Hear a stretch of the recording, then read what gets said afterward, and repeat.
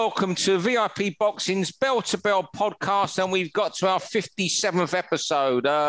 This will be our last one before a little 2-week break for Christmas. We record on a Sunday at the moment, and next Sunday, John Evans and myself are having our Christmas do at the Jolly Boys boxing dinner show that Steve Wood has every year. This year it's at the AJ Bell Stadium in Salford. I think it is. Well, Salford play there. I'm not sure where the stadium is. Anyway, whether you're watching on YouTube or you've downloaded for a listen on iTunes and Spotify, thanks very much for all the reviews you left, and it certainly helped us push us up the iTunes chart. I think we were 35 a couple of weeks ago, John was telling me.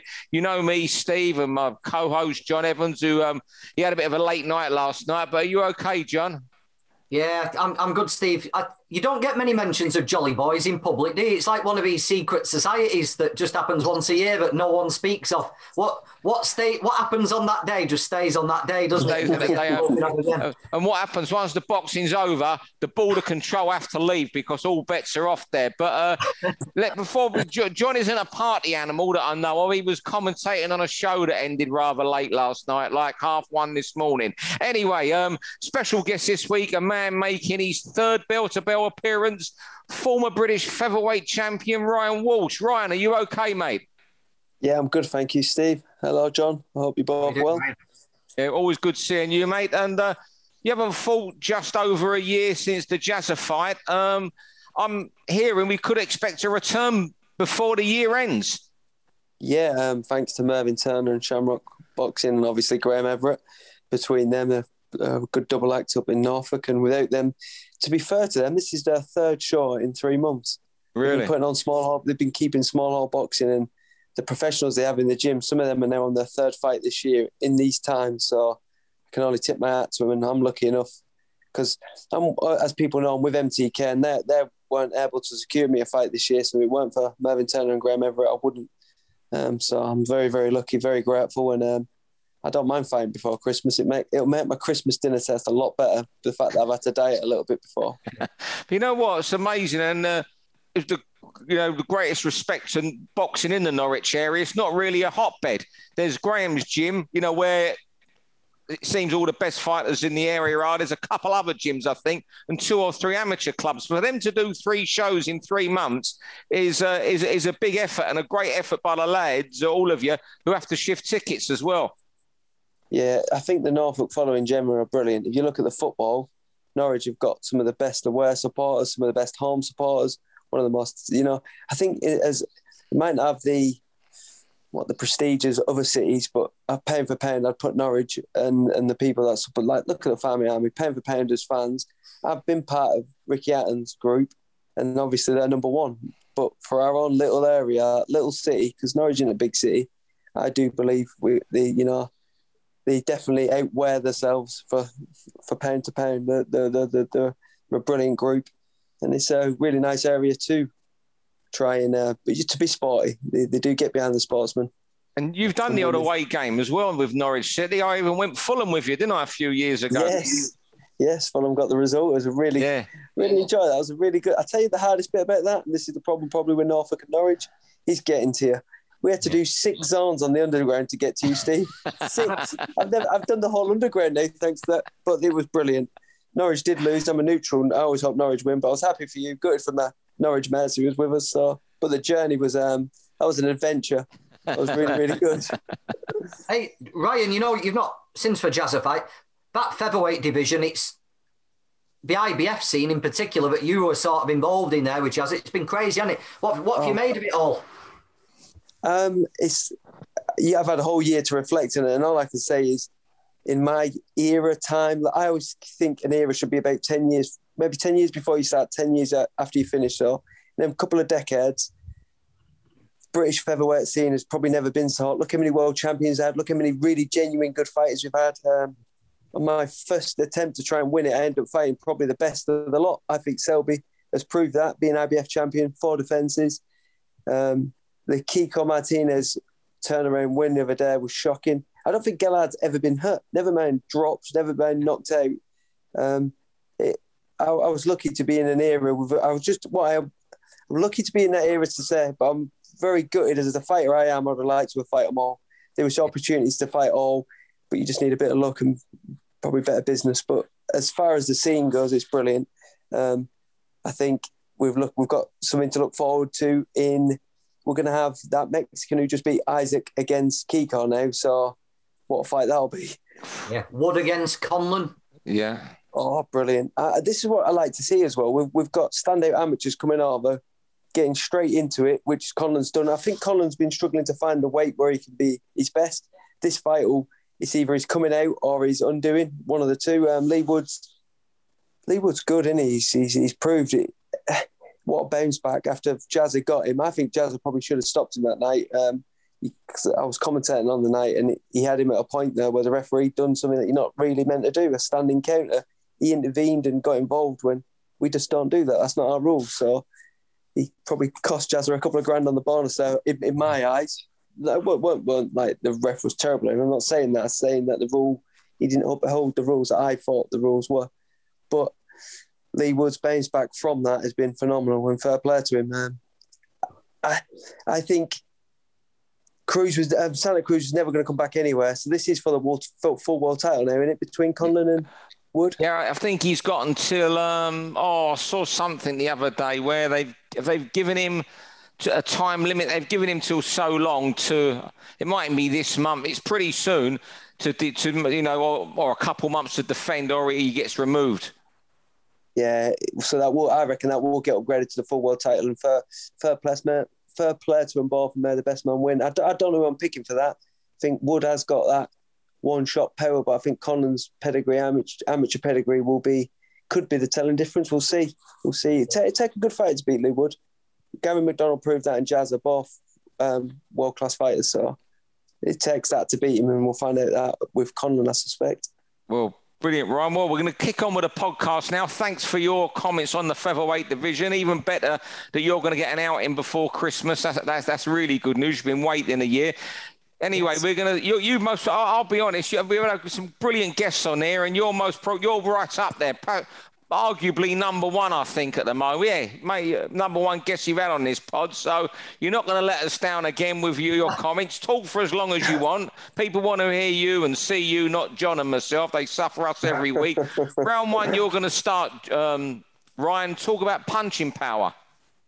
Right, I'm going to go straight off here because it's been a bit of a beef, man. As you both know, I'm a huge boxing fan. I love this game. I love the idea more than anything. So I was listening to a Teddy Atlas podcast the other day, and it's a couple of months ago, because I do hold grudges and I hold things on my mind for a long time. And I've come back straight after listening to podcasts and told him I'm fed up, sick of hearing, punching power, the heavyweights, and it's different. So let's just go on maths on punching power.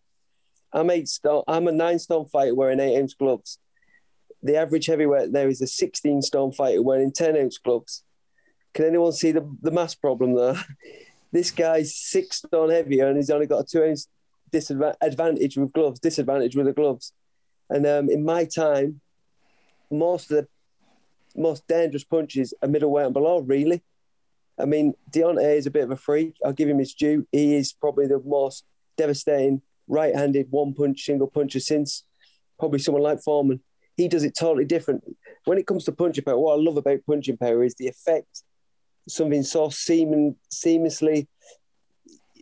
Hey, when a good punch lands and in the right area, the effects are devastating. The one that I think with Deontay that stands out and will stand the test of time was one of them spiteful knockouts was I don't know how to pronounce his name. It was the ball man who was getting his Spilker. Yeah. That one was the pole. That stands the test of time as one of them horrible one-punch knockouts.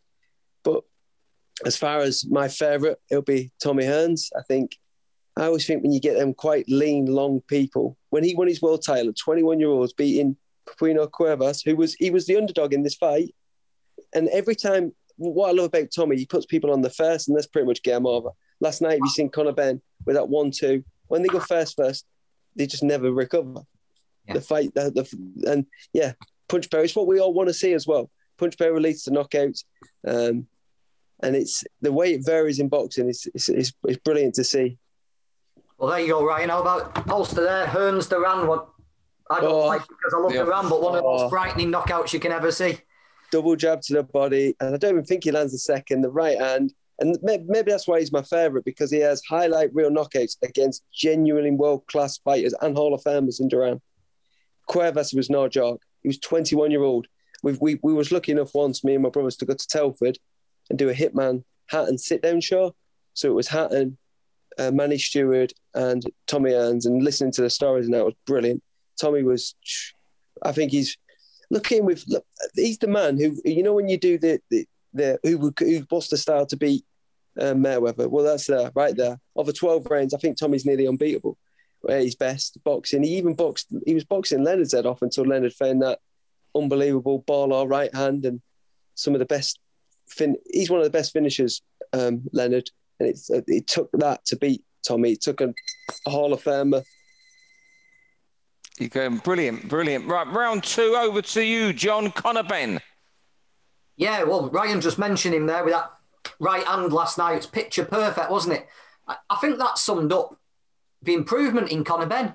You know, we can't lie, he wasn't good when he turned over, was he? But determination, hard work, and the thing I like most about him is he's not compromised his style, he's not compromised anything about him. He's still that aggressive, all action. He's coming for you, he's coming to take your head off, but he's just improved the quality of how he's doing it every single step.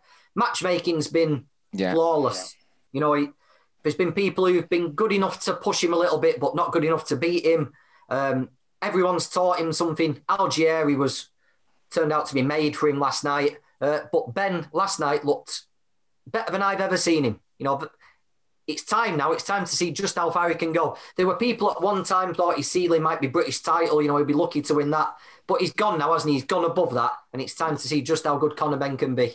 Yeah, I'll just be brief here. Yeah, I've only just seen the fight this morning, so I was out last night. Absolutely mightily impressive against Algeria. Brilliant matchmaking. Guy that had about 6 fights in 6 years and was still a semi-name. But the only thing that's, he was brilliant, Conor Benn, take nothing away from him. He could move up fight Danny Garcia within 3 fights. But the only thing was Eddie Hearn's comment this morning, digging out Amir Khan, saying what he'd do to him. I mean, you've got to take into consideration what Amir had done by Conor Benn's age. I think he defended a world title 5 times and unified it, including Medina. I don't think there's any need for that, but he was fantastic last night, and he doesn't need that sort of stuff from Eddie. Eddie was trying to make Brooke and Khan a few weeks ago, but Conor Benn was fantastic.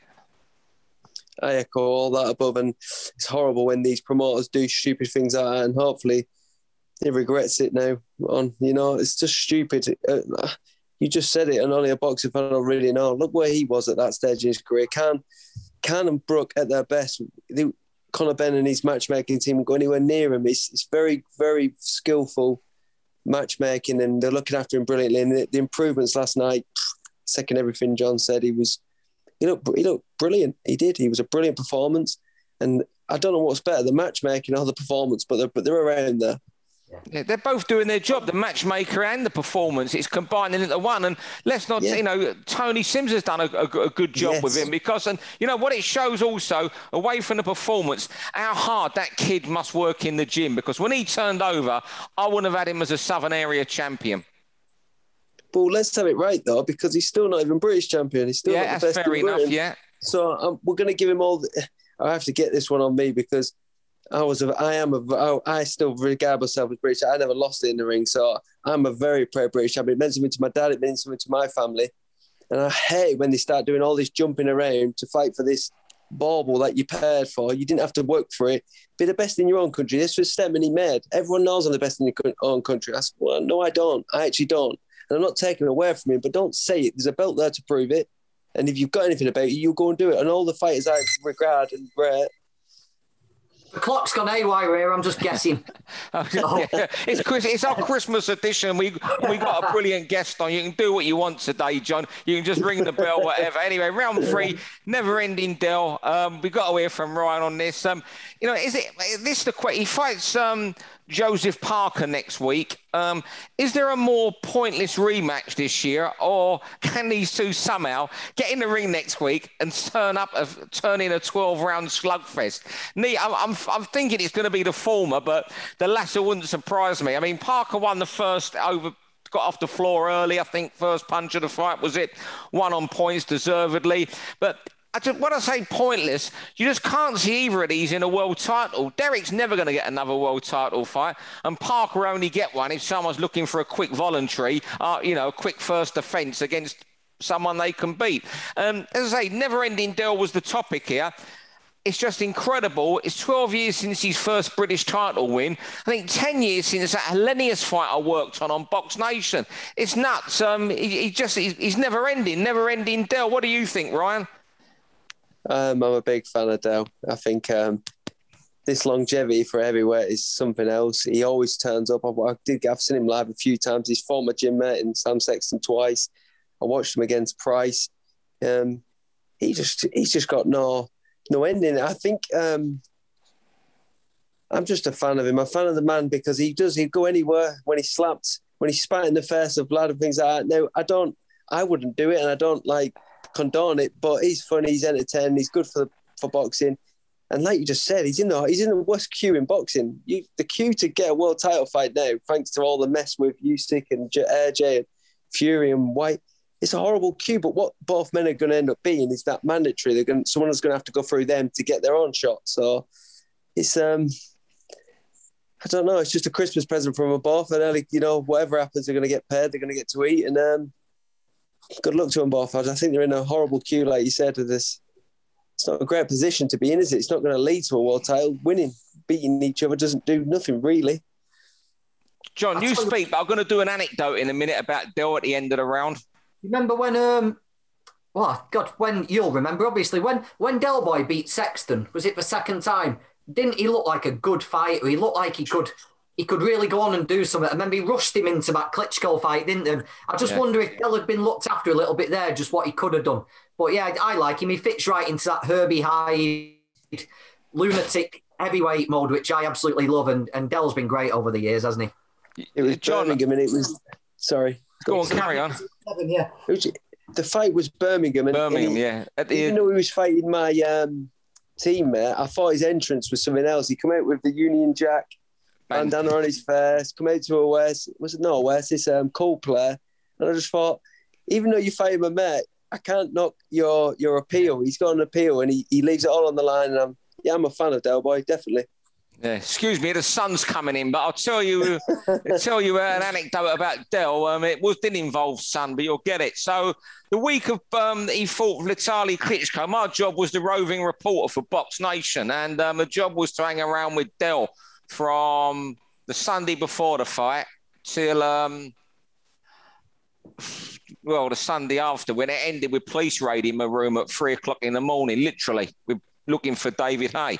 But anyway, on the Wednesday before the fight, Del was in a foul mood after getting a van with him and about 4 others. So I said something, just being polite. And he said, "What you fucking being negative for?" I said, "What?" I haven't said nothing. So anyway, he went off and we go to this beautiful hotel. He had to do this thing with John Rawling, snowing, weather's fucking diabolical, excuse my language there. So I need to say it, diabolical. So we go, he does this interview with John. It's freezing, absolutely freezing. And Del's in this vile mood. So we're driving back towards the fight hotel in, was it Munich? I can't even think what city. I think it was Munich, was it? Anyway, whatever city it was in Germany. So we're driving through and he suddenly sees this mountain and there's hundreds of kids skiing and doing all sorts on there. He demands the driver stops. And 3 days before the fight, damn it, he's fighting Vitaly Klitschko in an enormous fight 3 days later. And he demands the driver stops, starts walking up this mountain, the side of this mountain, up the steps, and starts sledging with these kids for about 20 minutes. He's the best. I mean, it was mad. And then the weekend ended with the punch-up with David Hay, who was on the Box Nation roll that weekend of staff. So the police wanted everyone who worked with David Hay after the fight and come knocking, come in my hotel room, looking in the bathroom for David Hay. Anyway, that went on for miles too long, that round. We go back to 3 minutes if we can. Round 4, over to you, Ryan. Left hookers. Oh, well, I've done a bit of research this morning and had a little look, top 25 left hookers. I couldn't start this without talking about the perfect left hook, which was Sugar Ray Robinson against Gene Foreman, going backwards, which is a technique in itself. In my time, I think, and what I love about the left hook, like power punchers, everyone delivers it slightly different. We know what their ultimate goal is, to graze the chin, knock them out. Danny Garcia, one of the best, one of my favourites, and some of them, like that knockout we was talking about, Deontay Wilder. If you watch Nonita Donaire against Montiel and see the reaction from a quality textbook left hook, he's got it down to a T. And I think it's one of the most satisfying punches to land in boxing, one of the best to see, because it always cuts through the guard. The best is when they both go for it together. My brother received one against Paul Appleby, and somehow, thanks to fitness and timing of the knockdown, he got through it. But I just think that punch in itself, and like I say, it's been named, as you'll both know, Sugar Ray Robinson landing that against Gene Foreman. Anyone can go on YouTube. I've found it again. I've watched it loads of times. It's kind of known as the perfect punch. Yeah, it is. It's a beautiful shot, and I'm a big fan of it. There's a few. I've not looked into it this morning, but some just came into my mind. Bob Foster, for me, is the perfect left hooker. If you watch him knock out Dick Tiger, yes. I know exactly the type of left hook you're talking about, Ryan. It's 90 degrees, it comes across, it clips the chin, and the arm never even wavers, does it? It just carries on straight through. Yeah, it's funny. But the other one which stands out as being a perfect left hook is when Enzo did Bruce Scott. And if you watch Enzo knock out Bruce Scott with a left hook, you will not see a better left hook knockout than that. We're talking there about Dick Tiger and Foster. Foster got knocked out with a left hook to the body, left hook to head off Fraser. That was on this YouTube thing I watched this morning, which was shocking. Because Fraser, I think he was built for hooks. He didn't really do much jabs. He bobbed and weaved. And the one of my favourites was Tyson Burbick. That's a grazer. It was on the temple, and look at the devastation. He couldn't get back up. Well, he did, and then he got back down and got up. That's a really good, and there's different ranges to the left hook. This one was in tight. I think he missed the uppercut with the left hook. That's probably one of my favourites. The one I've seen the most would be Tyson grazing Burbick. And the one I saw so more than him, I saw one of the most iconic shots ever was Joe Frazier dropping Ali. Yes, breaking his jaw as well. Ali was a beast. To get that was in the, I think that was late in the fight, wasn't it? 14th or 15th round, was it? In the first fight in 1971, was it? The fight of the century. Genuinely is. Two undefeated world champions, both Olympic gold medalists. It's phenomenal. I can't ever see that being repeated, because the variables, and you've got potential GOAT there as well. I just think unbelievable. I was thinking of another really good left hook, slightly different. Again, this is why I love the left hook, was the Iron Chin Margarito getting knocked out off Shane Mosley. Have you ever seen that one? Yeah. Phenomenal. No, I can't. I knocked him out. I can't recall it. If you put that one in, it's so good, because he twisted it over on him, and Margarito at the time was going the distance, fighting everyone. He was world champion too. Yeah. When Lee edits this up, John, I'll tell him just to leave the clock off, I think, this week. Don't bother it. We're getting out of here. This is right. Over to you, John. Small hall boxing next year. Yeah. Well, I virtually just got home from a show that started at 6 o'clock last night. It was a grueler, an absolute grueler. I think something's got to change, on small halls. And I was thinking, instead of calling them small hall shows, why don't the promoters change it round and make smaller versions of the big shows? Cut down the fights to 6 or 7 fights. The money you save from paying opponents and paying medicals these days and everything, and you can put that into doing a little press conference the week of a fight, build these guys up. Have 3-4 rounders against opponents, then have a 6-rounder, an 8-rounder, and a top of the bill between 2 unbeaten guys. There's got to be matching of the prospects. Any prospects that don't want to take these 50-50 fights when they're 7 and 8 and 0, push them to one side. They're not serious about the business. We've got to get some top of the bills. We've got to get them known with little build-ups and press conferences, and the bills have got to be shorter and more compact and more high quality. And that way, everything's going to improve, because these 13-fight bills where it's 10 40-36s, an 80-72, a 79-73, and everyone goes home. I don't think that's going to carry on for much longer. I agree. Compact and improved. Yeah, I agree with you, John. I think there's too many guys, prospects who are 9-0 and that sort of thing, who aren't prospects. They're on because they sell tickets, who have been on the white collar. too many keep-up jobs and not enough good main events in the small hall shows. And promoters are putting on these 14, 15 fight bills because they know that's the way to sell tickets. And there's, too many of the journeymen. They know not to have a go because that promoter might give them work the next week. There's a lot's got to change. What your little plan there, John, I agree with entirely. What do you think of the small hall scene, Ryan? I think you've only been having 6 or 7 fights on these shows in Norwich, have you? Yeah. Ours is definitely more towards John's dynamics and setup there, definitely. I mean, this one's a little bit bigger because it's at a bigger venue, let's say, can hold 1,000 people. This is basically a really renovated cowshed in Norfolk, but it's good for the job. But like you think you both know, the problem is the reason you have so many fighters on the bill is to guarantee the ticket sales, to guarantee you can pay for the opponents. It's a hard business without some sort of backing, which none of these promoters have got. You need some sort of TV. I'd like to see them try and utilise YouTube and maybe try and find a way around that, because if they don't incorporate that technology, I think small hall shows we need small hall shows. Without small hall shows, there is no big shows. No. And maybe the bigger promoters need to start working and trying to help. I mean, there was a time at Sky where they was giving only a brief time where they give TV fights to all different littler promoters. And I think Hatton was part of it, Steve Wood, there was loads of them. And I thought it was a good time for boxing, because what you could give to these smaller promoters is the opportunity to tell their fighters that, look, do this small hall show, and when the TV fight comes up and you'll be there. I think Johnny Cares might be one of the people who benefited from that period, because I'm pretty sure Liam fought as an aware fighter on a Steve Wood show against Johnny Cares, and that was a bit, because it was TV. It was still a smallish area where he fought. I'm pretty sure of it. Yeah. There definitely needs some. You can't really change it from the bottom in this spot to the top. I think the top needs to help the bottom. I think you need your big.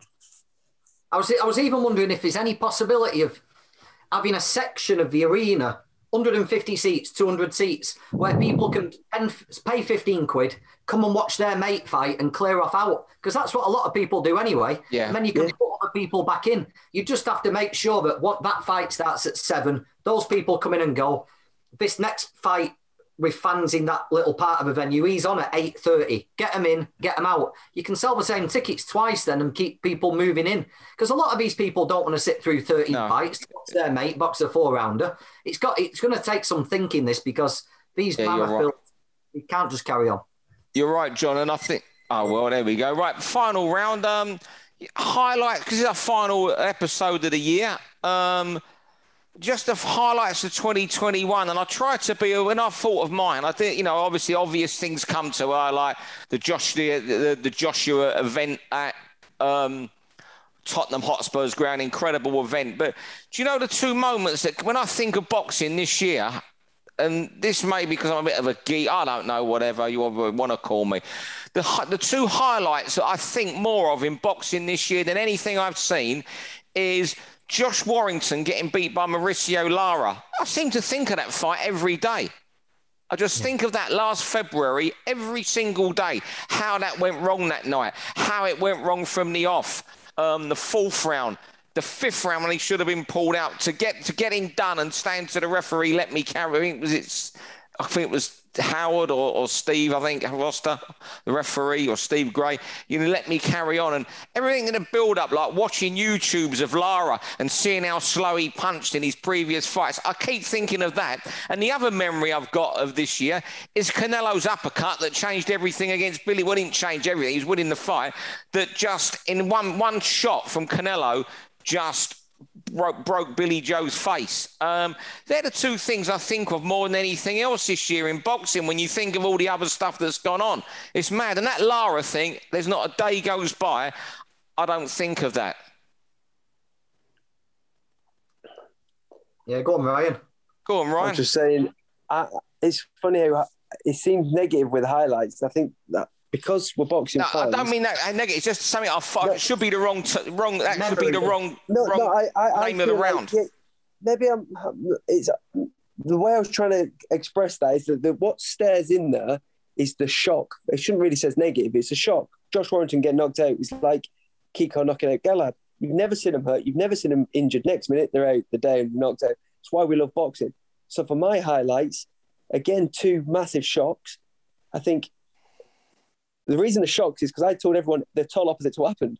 So the biggest one for me was Lomachenko losing to this unheralded kid. And as good as Lopez is, look what's happened in his first defence. I think that was a total disrespect to his other opponent. I do think he's got the skills to, on his day, he's proved you can't just beat Loma just doesn't get beat easy. And he wasn't beat easy by Teofimo, but Teofimo, that was a standout. That was one of the high, that was this year as well, wasn't it? Early this year. Was it late last year, was it? I'll have a look. It's within 12 months. It's within 12 months. So, yeah. So that one was poignant for me. And then the other one was the Usyk Erja. Because I didn't see, I've always been brought up, a good big one beats a good little one. And I thought, without doubt, Erja, world-class, world champion, good big one. Usyk, very, very good. And in time has proved an exceptional little one. Because what he done, and I think he could have, there's a chance there to stop in Erja. Don't know if you've seen it, but the fight ended 8 seconds early, which was strange. I couldn't work that one out. I was actually watching it in Tenerife outside. I was in Tenerife for a week and I was watching it through a stream outside Veronica's. It's the only place I can get the internet. It's weird. But over there, everything's streamed. They've got nothing. They're all on Russian streams. But yeah, my most standout ones were the ones where I got it so wrong. I just thought AJ would use his size. And as good a boxer as Usyk is, I didn't think he was capable to do what he done. It was special. And, and more than anything, let's go on about these. You know, you said about young fighters taking risks and you need to, if they don't, push them away. Damn right. Look at Usyk's career. Has there been a better road warrior in the history of boxing? He's never fought at home. Incredible. My memories are, I think we've seen 2 of the great championship round displays, me, and you've mentioned both the fights. I thought when Usyk looked like he was tiring, it was starting to go, not wrong, but it was getting hard for him in round the last 8 fight. I thought round 10, 11, 12, Usyk fought that night were just 3 of the best I've ever seen. For a smaller man to do that, dig in, and as Ryan says, nearly stop him in the 12th, I just thought it was sensational. But I thought George Kambosos topped that against Teofimo Lopez.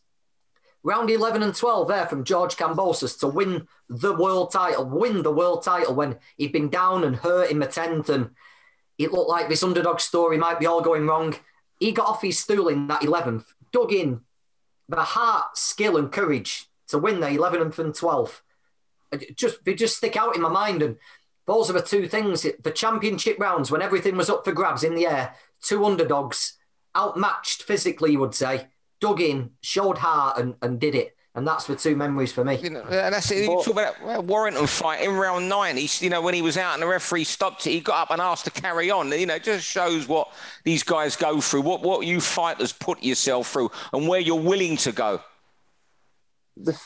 I was just going to jump on what John said. On both occasions, both men were naturally smaller as well, and they don't call him the championship range for nothing. So when Usyk done that, he proved he was a champion. And Kambosos again, the championship range standout. And Warrington, he made more fans, probably through his loss, neutral fans, because the league fans love him anyway. But people like myself who were just on the fence and not bitter or not good, but no, a little bit disheartened that I didn't get a chance to fight. And watching that, I thought, well, no matter whatever I thought of you out the ring, in the ring, you've showed you're a real man. You're willing to. All we want as fighters, or certainly me as a boxing fan, is for all fighters to obey the Warrior Code, which we just never quit, no matter what. You can knock us out. In UFC, I'm become quite a big UFC fan. I'm really interested in it. I really like it. It's tap or snap, and I'd like to believe I'm always snap. And in boxing, again, it's you go out on your own terms. You don't. If you get knocked out, there's nothing you can do about it. In fact, that's probably the most merciful way to lose a fight, I think. Because I've been outpointed twice, and you have to look back and say, I wasn't good enough, I didn't do this, I didn't do that. You get knocked out, what could you do? The guy's knocked you out. Full stop finisher. Tris Dixon once put in the Boxing News, that's why we love boxing. It's that full stop finish, and that's what we're all tuning in for. And the same as UFC at the minute with the taps and stuff, that's why I love boxing. Because, and look at Kambosos in his way, you can get knocked down, or you can knock someone down, get knocked back down. It's the best drama, it's the best theatre in all sports for sure. Even though I do like my UFC now, nothing beats boxing. Nothing beats the full stop finish of a knockout. Fellas, that's we've got 2 minutes left. We've run on so long. I tell you what, John, not a bad guest, Ryan Walsh, is he? He's all right, right? He knows his stuff. You're absolutely brilliant. How you're not used on TV, I'll never know. Your knowledge is incredible that you just rustle up, and your insight about what it's like as a fighter. You've been a brilliant guest, Ryan, for the third time, and I just can't wait to get you on for a fourth time in a couple of months' time, because you're sensational. And all I can do is wish you and Michael all the best next week. All the best to Liam. We haven't seen him for a while. I hope he's well and send him the best. John, thank you for all your help doing the pod alongside me this year, and everyone who's watching, Merry Christmas, and thank you all for tuning in, downloading, whatever, and especially thanks to Ryan Walsh. I'll give him Guest of the Year today anyway. Thank you. Thanks very much, everybody. For all boxing info, news and latest interviews, amateur and pro, across the north, click and subscribe. VIP Boxing Promotions. Also, Twitter, Instagram and Facebook.